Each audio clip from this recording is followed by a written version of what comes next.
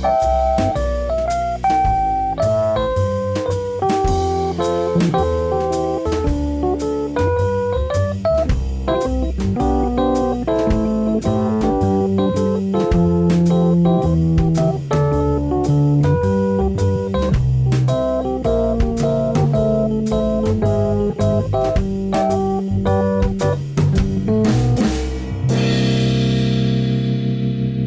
Marino Show.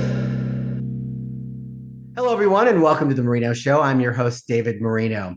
Well, today I'm speaking with August Aguilar, an independent filmmaker based in Knoxville, Tennessee. He formed his own production company and started it back in 2016. It's called Strange Films. And since then, he's released over a dozen short films that have screened across the country. He has a new film coming out called He Comes to Kill. I've seen it. It's awesome.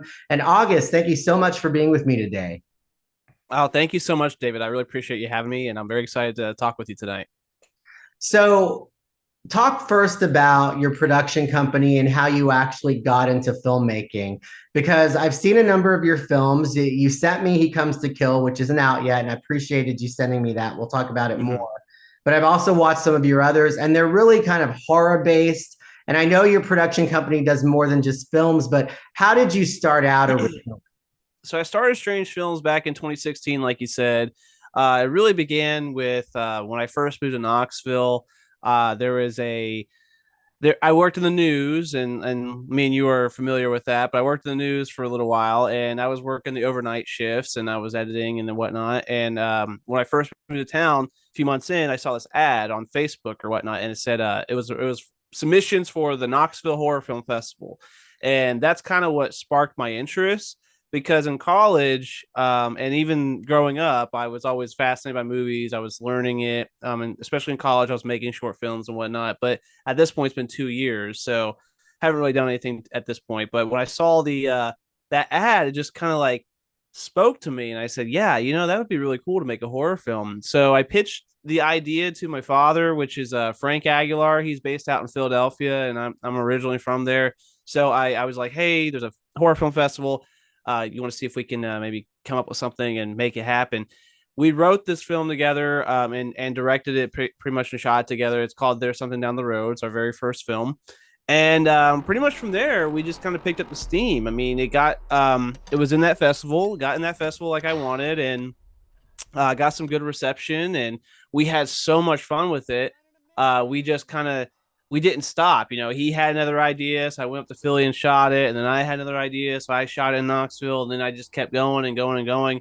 But Strange Films, the foundation, especially if you're looking at it as a whole picture, it's really influenced by like the 70s and 80s horror genre. Those classic slashers and those classic directors like John Carpenter and everything. And I love the ambiguous feel you can get when you watch something. So I really try to play with that with the audience in those films. And yeah, and obviously it's expanded from not only just making short films, but to adapting those films into comic books, and we do exclusive artwork and music and podcasts and everything like that. And those are all just things that I've loved and grown up with, and it's just kind of like I love all these things. I want to make these things for my own. So it's kind of one of these things where it expanded to a multimedia experience. But Strange Films, yeah, just found we started back a few years ago, and we've had a lot of fun since, and we finally kind of created a brand that people are following along and enjoying. So that's what's really really exciting about it. What was your favorite growing up? What did you watch that sort of has inspired you to start making the films that you make today? Well, what's funny is when I was younger, I really did not like horror movies at all. I was like terrified of them. I remember my mom and dad watching like Chucky or Halloween, or just these classic slashers and other horror movies that were on TV that I was just petrified of, and I didn't want any part of it. And my mom, fun fact, was like an extra of a horror film when I was like 2 years old or something, and I guess like I was on that set and her head got cut off in the film, and I watched her head roll down the step, like her fake head roll down the steps. And I think maybe that's what you know gave me some trauma and like just made me not want to watch horror films. But maybe it was my origin story all along, you know. So um I so when I was younger, it wasn't until I was like high school, late high school, and then in college really was when I started really liking horror films, kind of exploring it and whatnot. So um growing up, I do remember watching the Friday the 13th franchise quite a bit. And then finally kind of getting into the Halloween franchise. So when I was able to really appreciate horror and kind of enjoy it for what it was, those were the franchises I revisited, and then just kind of diving into anything else from there. But I would say Halloween is my John Carpenter's Halloween, original Halloween is my all-time favorite horror film. I mean, I love the aesthetics of it and the ambiguous feel to it, and obviously it's just one of those classic modern like horror masterpieces that people refer to and whatnot. And I think even with my new film He Comes to Kill, it's kind of like my biggest inspiration for it. But I just love those classic 80s feels where it's it doesn't take itself too serious, you know. It's just it's a lot of fun. There's characters that are wacky or humorous and whatnot, and they can get away with a lot more, I think, back in the day. But I do like those other. I do like a lot of horror films that are more like in your psychological, like horror realms, and a lot of modern horror is doing that, which is kind of right up my alley, and what I've geared towards a little bit, and what I inspire to do in the future as well. So He Comes to Kill is your latest film that will be released soon. Can you talk about that for us? It's my take on like if I had to make my version of Michael Myers, my version of Halloween, and it's about Stanley Elk, who is without giving a lot of backstory in the film or in general, he's just this kind of like this insane killer who gets let out by a guard for an escape of this insane asylum, which, as you've seen, is pretty wild. Hey, you hear that? That's the sound of freedom. Trust me, you're gonna love this. Channel 9 News. We're coming to you live today from outside Rivera Asylum, where authorities have confirmed that mass murderer Stanley Elk escaped earlier today. You see, everybody thinks Stanley is an unstoppable freak of nature, when in reality, he's just a scared little boy. They all are. And he comes out and he goes back home, which is Sandpointe, and it's just this town that has dealt with the history of Stanley Elk. Stanley Elk, it's kind of like a Michael Myers situation where years ago he did a mass murdering killing spree and all these other crazy things, and got locked away after that. But the film, I'd say I like to describe as now is the film really isn't so much about Stanley Elk, but it's really about the aftermath and the perspectives of everyone else in the town around Stanley Elk. So it's kind of like you're dealing with characters who are terrified of Stanley Elk because they know the history of it and are warning, the police and whatnot. And you've got, people who are not don't care about it, Stanley, who could disregard him, who want to go after him, like one of our main characters, Chief Sanders. He wants to take down Stanley Elk. And then you've got people who are actually like obsessed with Stanley Elk and wants to be Stanley Elk. And there's this cult like vibe in the film that people are, there's a lot of different dialogue and characters that show that, but there's this element that says like, we're your fans, your biggest fans, and we want to be you. We want to see you succeed in what you want to do, which is killing and sacrificing people and stuff like that. But we want to also be you also. And there's that element that I really like because it's kind of just a little different. And I think it's a lot of fun to explore those ideas and potential. I think it's interesting that you bring that up because it kind of goes along with the culture today of true crime.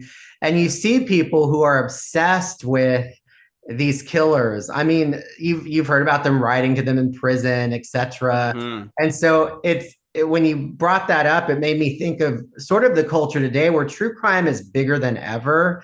And I think there's a huge obsession with, Dahmer, for example, was the Yeah. recent series on Netflix, and John Wayne Gacy, Ted Bundy, all of those serial killers. There is this just obsession with them. So I feel like it's very relevant to what we see today. Do you feel that way as well? Yeah, I definitely do. I mean, it's the like podcasts and everything else. You see people are obsessed with those, the true crime TV series and everything. Even the dramatizations, you're almost making these dramatizations like the Dahmer show, for example. You almost kind of like rooting for Dahmer at some points because you're just kind of like it's probably honestly just because of is it Evan Peters? Evan Peters, Evan yeah, Peters who American Horror plays him. Story. Yeah, Yeah. obviously he's an amazing actor. I've watched him in a ton of different things, but you like him so much as an actor, and he's doing such a great job. And he's like, he's drinking beer all the time, and and you're just like, oh man, this guy's kind of whatever. But like like it. But that's what dramatization is with these shows. And then but when you have like actually like maybe in real life, when you actually have insane or mentally ill people who are just like insanely obsessed with these kind of dark people, they can become copycat killers. They can become like, wanting to do their own dark reimagining works of art, in their own way or whatever. Like and we've seen that in history through true crime documentaries and whatnot. And it's not really talked about too much, but I definitely think there is like a modern day obsession with like serial killers and true crime and everything like that. That's more of just like an imagination, like, oh man, that's so crazy to watch, and I'm obsessed with watching things like that. But you have to kind of think like there are probably people who maybe if they are feeling those ways maybe in their own way, they see that and they're inspired by it and they want to do that themselves. And that's what's scary. I really think that's terrifying. So that's kind of what I wanted to play with in He Comes to Kill, just with some certain characters in that film. What I also appreciated about the film is that there's humor in it. Like you mentioned, Yeah. Chief Sanders, he's hilarious. Like, Yeah. because I feel like we all kind of know somebody who's a hot mess, and he is that kind of hot mess in a way, but he's also the one that's responsible for going after the killer. So it's just it's a fun kind of play, with the character. I really liked that a lot. So you actually write, your films, produce, direct, all of it. One of the things that I have a lot of respect for when it comes to independent filmmakers is that very thing, that you have to do it all, and you almost, from other people I've interviewed, have a community of actors, whether it's family, friends, people that are talented in your community. For you though, give us a little insight into what it's like being an independent filmmaker, because I know even getting funding to get your movie screened, all of that stuff, it's a lot of work, right? Essentially, as a whole, this project it's the biggest thing I've ever done. So, I mean, a 50-minute film, normally if I'm shooting something, it's like on a weekend, maybe 1-2 days at most, pretty low budget. We've already got, maybe order a few props and get some food and drinks for people and whatnot, but that's it.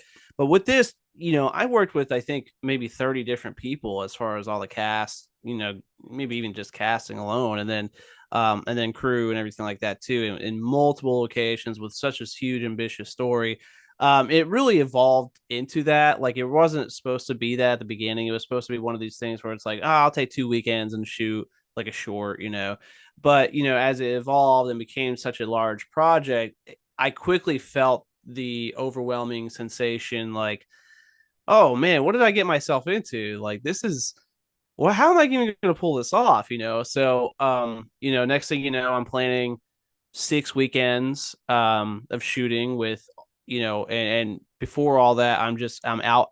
I work full time, in my regular job, and I'm a father too. So it's like I'm super busy. My time is limited, but when I have a free Saturday, I'm like, okay, I gotta go location scout. I gotta call these people to see if I can cast this, and I gotta do all these things. So once I finally got all that in place and I work on it, then it's like, okay, now I know I'm shooting. I think our first date was like August 10th.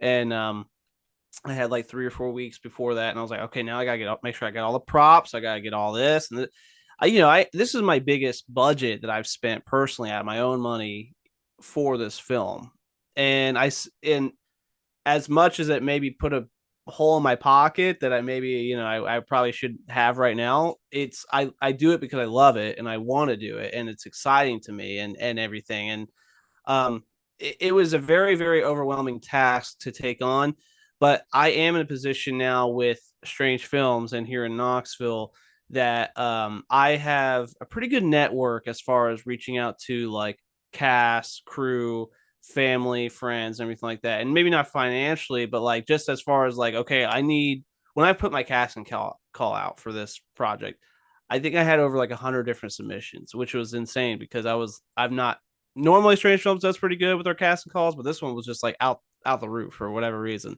Um, the locations were pretty easy to find because I had people reach out to me, tell me I could film there, or I just asked, and it was all good. Um, you just kind of get what you're able to have like with the resources, and then you just kind of put the puzzle pieces together and everything. But it was very stressful. I mean, it was like you get 3 weeks into shooting and you're just exhausted, because it's like I said, a full time job, being a dad, and then going to shoot on the weekends, and then you have like pretty much no time to rest, and you're like, oh my gosh, this weekend I got to shoot again. But um, I think it's for indie filmmaking, that's part of the grind. I think it's just one of these things where you're not. There's a good chance you're not going to have like that return on investment financially or anything about it, but it's the art of doing everything and like the momentum of it and how exciting it is and how excited everybody else is being a part of it. And I think that's what kind of just kept pushing me to keep going and going. And I'm really proud of everything. I mean, it's not a perfect film. I mean, it's got its flaws and everything, but it was a really, really exciting process. And I think knowing that when I was getting like 3 or 4 weeks in shooting, and I had a couple weeks left, but I was like, man, this film is shaping up differently than I expected. This film is going to be longer than I expected, and all these things. It's like this is going to be a really fun project for me to release, and that people are just like really, really excited about. So, yeah, I just think the overall process is it's daunting and it's very stressful in the moment. And then even after shooting it all, looking at all that footage, oh, it's like, oh my gosh, like how am I even going to edit this? That was a whole thing too. I was staying up, I got to get up at like 6 in the morning every day, and I'm staying up till 11, 12 o'clock just editing after my kid goes to bed. And that's like doing that every day for weeks at a time. And when it's finally done, whoo, it's like, okay. But it was really exciting. It was very, very exciting. But yeah, doing it on a no budget indie scale, it's definitely a lot of work, a lot of challenges and whatnot. But I think the overall excitement of it is kind of what kept me going. So, what's the release process like now for the film? Yeah, so the public release is going to be on November 19th. I've got a local theater premiere here in Knoxville. Pretty much all the cast, crew, friends, family, and anyone in the public can come. It's a free screening. So we're having that on the November 19th, but it's also going to be released on YouTube later that night as well, just because um I want I want it to be out there. I want anybody to come check it out, especially as much as I've hyped it up, and people who aren't seeing it. But beforehand, I'm doing things like this. I want to promote the film as much as I can because it is exciting and whatnot. There's a lot of different people involved, and we're actually doing a physical media release, like so DVDs and Blu-rays and whatnot of the film itself. Because I'm still, even though the days of streaming, I'm still a collector of physical media, and I know there's a lot of people who like to do that as well, and especially in the local community who've been a part of it, they want to have that as just as part of their collection to say that they were in it and things like that. So we're doing that, and that's in the process right now. But yeah, once we're premiering it November 19th, and pretty much since it's towards the end of the year, I'm not really banking on any film festivals just yet because it's too early or too late to submit and get something in at the end of the year. But I am looking to just push it as much as I can for majority of next year in film festivals. Normally, with every film I do like a 6 month um, post release plan as far as film festivals go, and I just kind of submit as much as I can for about 6 months, and it kind of takes up the whole calendar year, and we'll see what we get into or not. So that's what I plan on doing for next year with the film itself. Overall, for you, what is the most rewarding part of the work? I think the most rewarding part is just knowing that I'm leaving something behind that's going to outlast me. So it's exciting. Obviously, the whole process, even though if it's stressful, it's exciting. And then releasing something that I wrote and shot and edited is very, very exciting because I know people get excited about it. But I think there's two parts to the everlasting outlasting me. One is like when people tell me how much it meant to them being a part of my project, because I work with a lot of people who maybe haven't acted before, been a part of movie sets or anything before, and maybe they think they couldn't have done it, but I pulled something out of them that they were really surprised, especially when they see it on screen, or if it's successful in film festivals. Like knowing that they've told me plenty of times that like that made them feel so good and happy and everything, and that's something they're really, really proud of, and they'll continue to share, for however long. Like that means a lot to me. But what I think is really cool is that even as my son's growing up and he gets interested in things I do, and his own interests, I can show him my whole catalog of work, with films and the podcast and everything. Like it's almost like a personal diary, a virtual diary of everything. But I can show him everything I've ever done, and like even when I'm gone one day, that stuff outlives me. Movies, what I love about movies is like they just leave that everlasting impact, with people and their effects on them, and just kind of shows a little bit of their creative mindset. Maybe, like even if you don't really fully understand that person, you're like,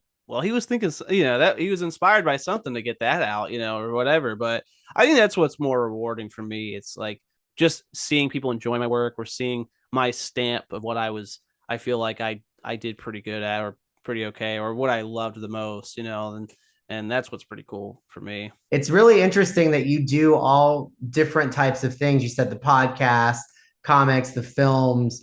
What will people find if they go to visit your website? So yeah, so strangefilmstudios.com. And that goes for all of our social media and YouTube channel as well, Strange Film Studios.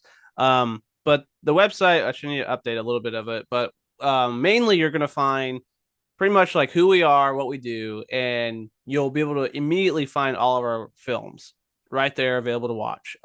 There's a whole tab of our work, and it's got all of our films listed. You can watch them all for free anytime.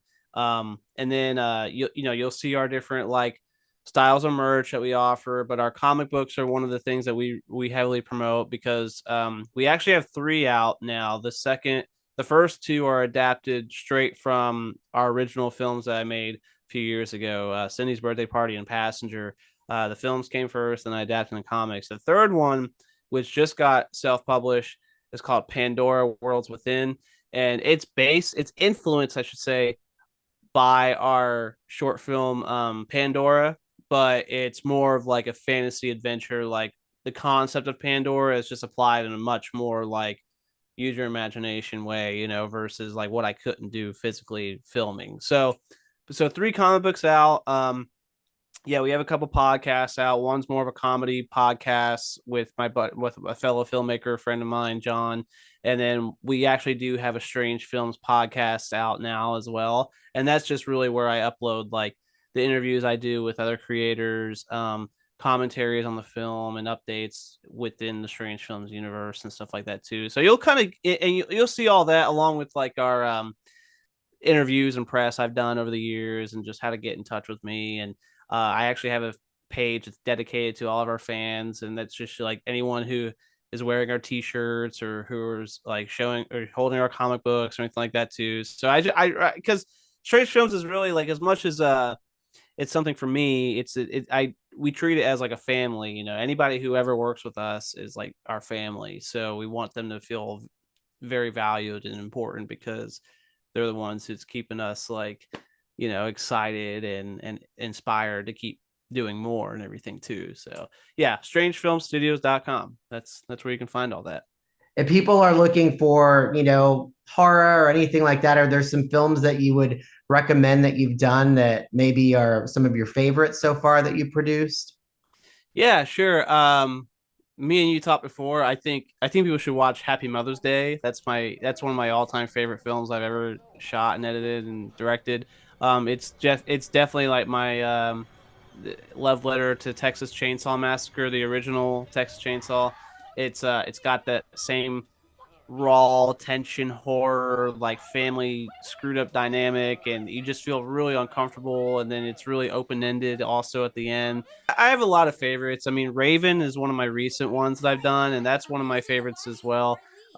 It's about a retired serial killer. Essentially, he was a serial killer back in the 90s, and he was in his prime, but flash forward years later, he's an older man and he's sick and he's dying and everything. And his thing is he likes his like trigger, I guess, for killing is like black hair with women and whatnot. And so when these two women next door come in for an Airbnb, and they see he's got this black hair and he's about to die, like he kind of just gets like this urge to go screw it one more time, and try to attack them again. And so that was I think one of the best performances we've gotten in the most dramatic experiences we have in strange films. And that's so I recommend that. But I also like to recommend our film called Center City.